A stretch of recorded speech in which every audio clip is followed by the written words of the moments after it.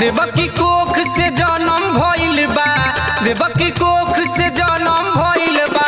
आइल बा खुशी के लहर, चलो ना चलो ना चलो ना मथुरा गोकुल नगर, झुमेला धरती और अंबर। बधैया बाजेला कान्हा के घर, झुमेला धरती और अंबर।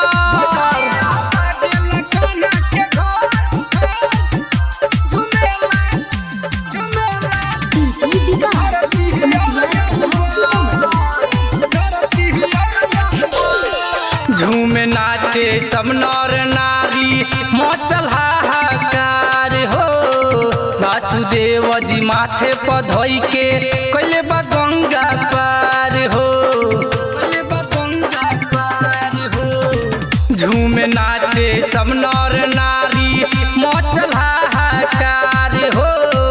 वासुदेव जी माथे पर धोई के कहले जमुना के पार हो।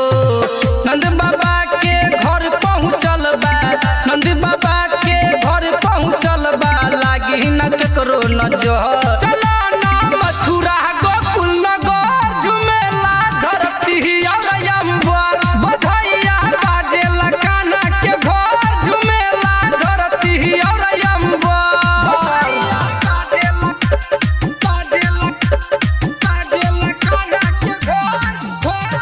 रिकॉर्डिंग बाय हमारा